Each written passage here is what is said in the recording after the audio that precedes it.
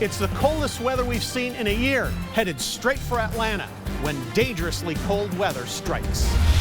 Plus, confusion and gridlock. What GDOT is doing to make sure scenes like this aren't repeated this year. And a 911 center evacuated. What caused the problem and why there's a potential for it in your home. CBS 46 News at 4 starts now. Good afternoon, I'm Stephanie Fisher. And I'm Tracy Hutchins. Well, emergency dispatchers in Gwinnett County experienced an emergency of their own. First responders were called today to the 911 center to deal with a hazmat situation.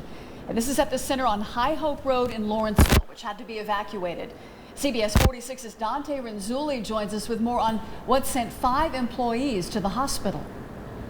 Right, well, officials tell me the same rules apply. Just like when you're using a handheld fire extinguisher, you don't want to breathe too much of this stuff in when you're shooting it off because it could be harmful. Just like exposure to too much gas coming out of a building's fire suppression system could be harmful as well. They're working around the clock to keep the county safe and to make sure that help gets to the people who need it. But what happens when there's trouble at the 911 center and all the dispatchers have to get out? That's what happened in Gwinnett County this morning at the Emergency Communications Building on High Hope Road. Shortly after the dispatch supervisor smelled smoke, the fire suppression system automatically activated, pumping heptafluoropropane gas into the building through the ceiling and floor. The gas keeps the fire from being able to breathe, but any people nearby may experience a similar difficulty.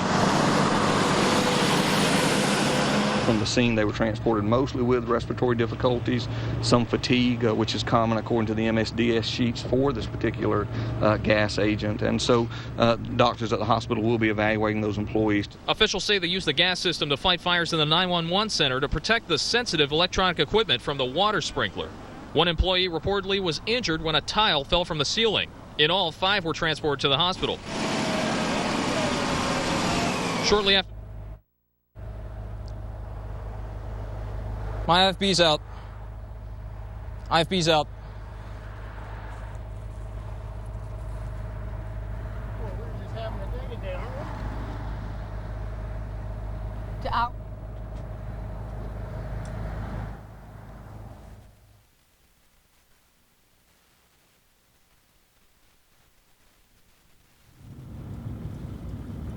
Yeah, well, we were sitting right out here doing our interview on storm damage when we heard the sounds of a car screeching and coming down. And we've heard them all afternoon, but this is the first time that it's really gotten this close. Police tell us she was coming down at about 60 miles an hour, and to avoid hitting us, she swerved to the outside, and that's where the car landed. I ain't had no other way to go around but the long way. Whoa! Oh my goodness, are you okay? Just minutes into our interview on storm damage, this driver nearly missed hitting the cones and road closure signs. They're on Garrett Road, and she slid off in the road right here real bad. Joel Thomas saw the accident and ran to help. Hit her head on the steering wheel or something like that. She's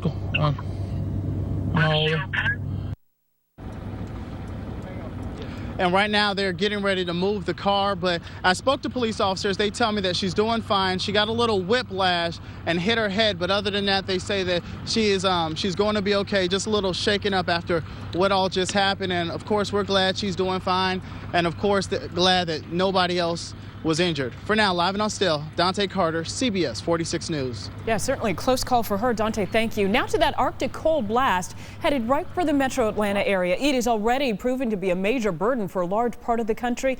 Take a look at what it's doing to South Holland, Illinois. That's near Chicago. Drivers had a tough time getting to work today because of patches of black ice.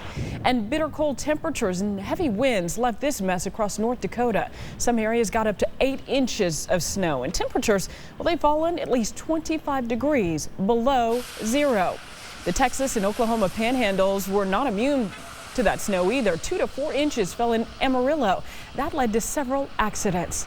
Well, don't let the sunshine over downtown Atlanta fool you. It is a beautiful day, but it is going to get colder.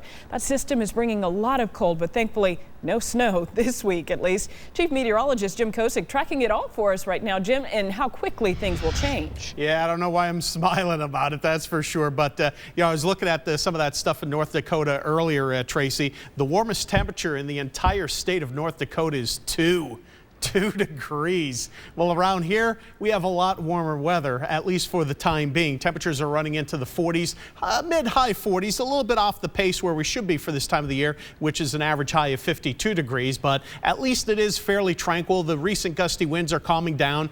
We don't have much, if anything, in terms of cloud cover as you take a look at our view from space. However, that is going to be changing. Now, Comet Lovejoy is still visible in the southeastern nighttime sky after 10 p.m., but baby, bundle up if you are headed out. This is just the first piece of cold air. The second one's headed our way. We're actually going to get to 53 degrees by 3 o'clock tomorrow afternoon. That's because a gusty west wind will create a bad hair day, but it's the coldest air starting tomorrow night into Wednesday since Ice Jam 2014 that will be headed our way. More details on that in a few short minutes from now. Stephanie? All right, thank you, Jim. Continuing our cold blast coverage, Georgia's Department of Transportation is excited about new equipment that will help you deal with icy conditions that might head our way. CBS 46's Paul Osman joins us live from Midtown Atlanta with a look at some new technology in place to prevent the city from gridlock, Paul. Well, gridlock when it's icy, because I see we still have it on a nice sunny day, too. That's right. That's exactly right. This is one of those areas, as you might remember, a year ago that was at a standstill, and it's not much better right now. This is the downtown connector, but a lot has happened in a year, including the installation of those sensors. They're actually weather stations to help keep traffic moving. The sounds and sights of a time not too long ago. Jam-packed streets, cars going nowhere in an icy mess.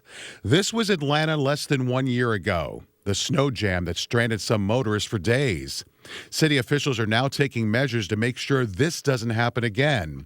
One of those measures is the addition of more pavement sensors that will make dealing with the elements much easier.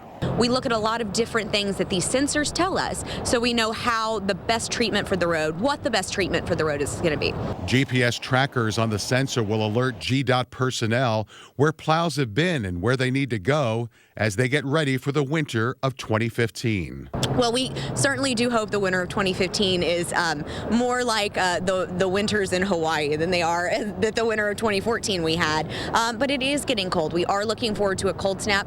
Fortunately, right now, you're telling us no precipitation? Yes. Okay, so we'll stick by your word. GDOT is also being proactive to any future problems. They have added 9 salt and sand refill locations and 10 new trucks that should help melt the ice faster.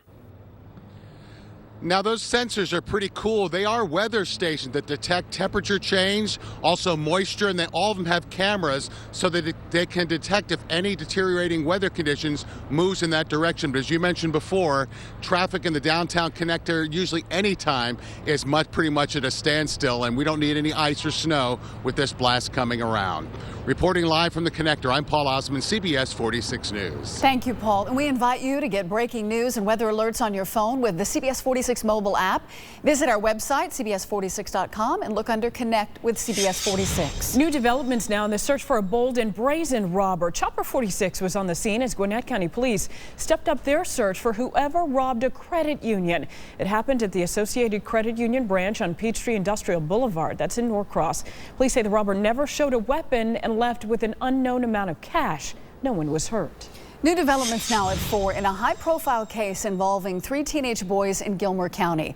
They're accused of sexually assaulting a drunk classmate at a party, and they face new criminal charges. The Calhoun High grads were back in court today, and CBS 46's Bernard Watson was there. He joins us from LJ. And Bernard, this hearing was supposed to be about a gag order, right? You're right, Stephanie. The DA was trying to get a gag order in this case, but the prosecution withdrew that request. So the big news that came out of today's hearing, which happened right in this building behind me, as you mentioned, the defendants have now been re-indicted and now face dozens of new charges. This whole case is just terribly exaggerated. Stephen Williams, the attorney for Calhoun High School grad Andrew Haynes, speaking out after the latest hearing connected to an alleged sexual assault involving Haynes and 2 of his classmates, Fields Chapman and Damon Johnson. Well, I'm not going to brag about what any of them did, but there was no crime committed here other than a bunch of kids drinking alcohol. But that is not how Gilmer County authorities characterize what happened May 10th at an after-prom party in Ellijay. Investigators say the 3 suspects sexually assaulted a drunk 18-year-old woman inside a cabin. Haynes, Johnson, and Chapman were indicted by a Gilmer County grand jury, but today a judge granted the DA's request to throw out the original indictment and accept a new, more expansive one. The first indictment had 4 counts in it. The second indictment has 38. Defense attorneys believe both indictments should be thrown out because of procedural issues.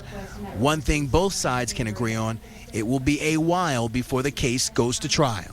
There may be 50,000 pages of documents. 50,000. So it's going to be extremely difficult for us to get ready anytime soon. Yeah, and defense attorneys say it could be close to a year or more before this case actually makes it to trial. We'll have much more on this story coming up, all new at 5 o'clock. For now, we are live in LJ. Bernard Watson, CBS 46 News. A discovery just moments too late. What fire investigators found that could have saved a man's life. Picking a dozen people from a pool of 1,200. Lawyers try to select the best jurors to decide the fate of the accused Boston Marathon bomber. And a school bus driver blamed for the crash that put 16 students and a 2-year-old in the hospital. Why they say she's at fault. And do you remember where you put your gloves? You'll need them in the next couple of days. I'll have the timing of the Arctic deep freeze coming up in just a little bit from now. Let's take a look at stories making news across America today. An American healthcare worker who had a high-risk exposure to the Ebola virus has arrived at an Omaha, Nebraska hospital for observation. That patient, who had worked in Sierra Leone, has shown no Ebola symptoms. The worker will be monitored for 21 days. The same hospital successfully treated 2 Ebola patients last fall. A third patient, who is much more seriously ill, died. Investigators still can't believe the courage of a 7-year-old girl who survived a plane crash that killed her parents, her sister, and her cousin in Kentucky. Sailor Gutzler walked nearly a mile in her bare feet through the woods to get help. She had a broken wrist, but she managed to free herself from the wreckage with her other arm. Sailor knocked on a door and told the man who answered she thought her family was dead, but that she'd hoped they were just sleeping. A member of the grand jury that did not indict a police officer in the fatal shooting of Michael Brown has asked a federal court to lift a lifetime ban that prevents them from talking about this case. The ACLU lawsuit also challenges a statement by the St. Louis DA that all grand jurors believed there was no support for any charges. Another federal judge has cleared the way for Miami-Dade County to start issuing marriage licenses for same-sex couples. A circuit court judge lifted her stay today. The Miami-Dade County clerk said the marriage licenses he would issue could result in the first same-sex weddings this afternoon. At midnight, Florida becomes the 36th state where same-sex marriages are legal. And that's a look at some of the stories making news across America today at 4.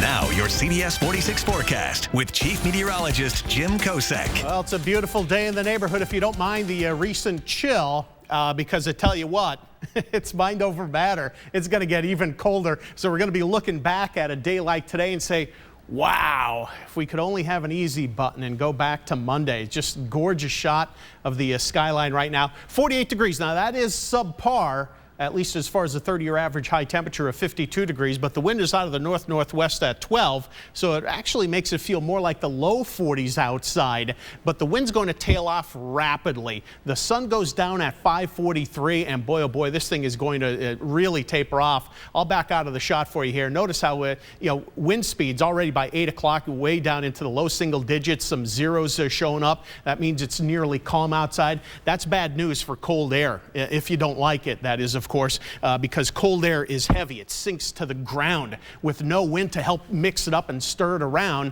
it's going to get pretty chilly outside. But notice what happens tomorrow, 9, 10, 11 o'clock in the morning. The wind starts to pick back up again, so it's going to be a bad hair day, but it's because of this breeze that we're warming things up for one more day this week. Temperatures mostly in the 40s across the Horn right now. LaGrange checking in at 54 degrees, but what a change. just over the past 24 hours in the wake of this past weekend's cold front, and there's more of that headed our way. But the thing is, with that storm system that came through this past weekend, even though we don't have anything on our CBS 46 Doppler radar for the time being, we still have some issues outside, especially with what we've been seeing in terms of some of the warnings. So, you know, still some flood warnings, flash flood warnings that are hoisted outside, especially in around that Sweetwater Creek area. We have that flood warning until 5:48 in the morning tomorrow. So just be careful about that, because flood stage is 10 feet in this area of eastern Cobb County, but the waters are running about 11 feet for the time being. As far as temperatures are concerned, yeah, look at this. If you're headed out and about, taking the dog for a stroll, put a sweater on him or her. For crying out loud, it's a chilly night, but it gets even worse. View from space doesn't show much of anything, so it's a high and dry night. But as I expand the picture, there's snow with a little bit of an Alberta clipper coming in around St. Louis and points northbound. That's the cold front that's going to pounce upon us. But before it gets here, our hour-by-hour forecast, it's a quiet, chilly night. We'll pick up a few wispy, thin, high clouds tomorrow. That's about it. But even more so when that Arctic cold front arrives during the course of Wednesday. So we'll tone it down to partly sunny at that stage of the game. For the short term, temperatures are sub-freezing throughout the course of the nighttime hours. So bundle up if you are headed out and about. As for tomorrow, not bad with that breeze kicking up. We'll be 55 across the metro, 40s off to the north. All part of your 7-day forecast. Now, do keep in mind, even though it's bright, it's chilly outside, the wind will really lock in on Wednesday. It'll feel like the teens by day, teens by night, 20s by day. No precipitation, but notice what's going to happen here, especially as we head on into the Thursday timeframe, because that cold dome of air that's developing, that high pressure just expands as we go through time, locks in that northerly flow, and boy, is it going to be chilly. Coldest part of the air mass Thursday night into Friday morning before things eventually settle back upward. But when drizzle breaks out Sunday into Monday, if it starts too fast first thing Sunday morning here, Stephanie, we could have some icing problems north of the metro. So that's certainly something to keep tabs on, along with the brutal cold air. All right, Jim, thank you. Now to a developing story. Jury selection has begun in the trial of accused Boston Marathon bomber Dzhokhar Tsarnaev. He could face the death penalty if he's convicted in the bombings in 2013 that killed 3 people and injured more than 260 other people. CBS 46's Marley Hall joins us live in Boston with the latest. Stephanie and Tracy, according to the judge overseeing the trial, it is likely to last 3 to 4 months, and today was just the first step. Security is tight outside the federal courthouse in Boston, where jury selection is underway in the trial of Boston Marathon bombing suspect Dzhokhar Tsarnaev. Inside, the 21-year-old sat with his lawyers as they began the process of picking jurors from a pool of 1,200 people. The jury will decide whether Tsarnaev carried out the deadly 2013 bombings with his brother, and if so, whether he should be put to death. I believe in the death penalty if somebody is 100% found guilty. I don't believe in the death penalty personally, but I don't think he should see the light of day again. Prosecutors say the brothers planned the attacks as payback for U.S. actions in Muslim countries. The defense has suggested it plans to show Tsarnaev was under the influence of his older brother Tamerlan, who was killed in a police shootout. It's the beginning of the process. Peter Riddle was near the second explosion and acted as a first responder. He plans to attend the trial.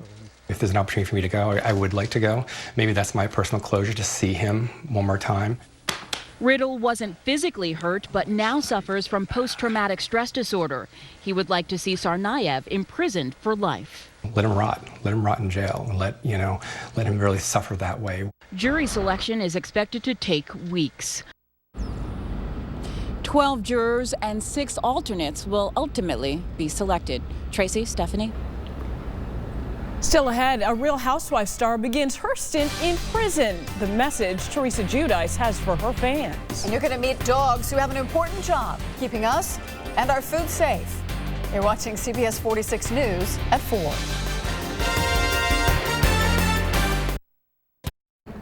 From the White House to football fields to NBA courts, tributes continue this afternoon on the life and career of ESPN sports anchor Stuart Scott.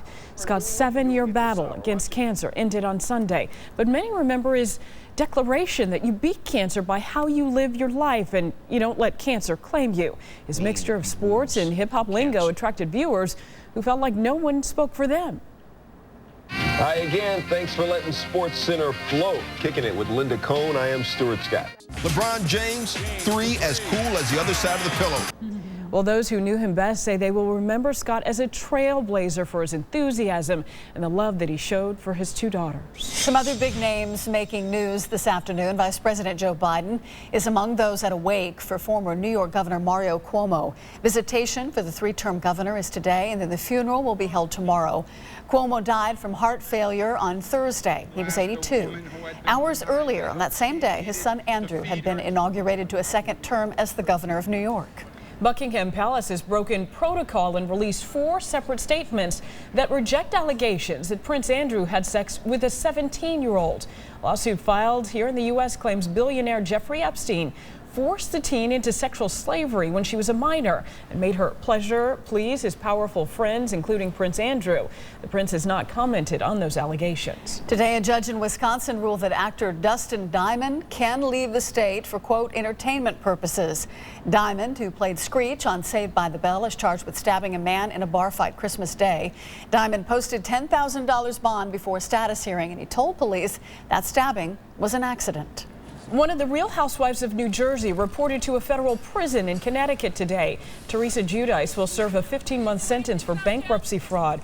Her attorney said she's anxious to get this nightmare behind her so she can return home to her 4 daughters. Her husband, Joe, he'll start a 41-month sentence on similar charges when his wife is released. Don't think that's how the Real Housewives want to be making headlines. Not at all, but at least they kind of divided it up so the dad can be there and mom can be there. They figured it out. Eventually they'll be there together, yeah. People who live in Selma, Alabama will get to see the new film Selma for free. Those that have gone before us say no more. Selma depicts the voting rights marches of 1965. Comes out everywhere on Friday. And that same day, Paramount will allow free screenings of the movie at a theater in Selma. Selma has already won critical praise and been nominated for 4 Golden Globes. We're following new developments today in a deadly house fire in Forsyth County. What investigators found that could have saved a man's life. One day after the Carolina Panthers pull off a playoff upset, their coach escapes danger. We'll tell you how. You're watching CBS 46 News. Follow us on Facebook and Twitter.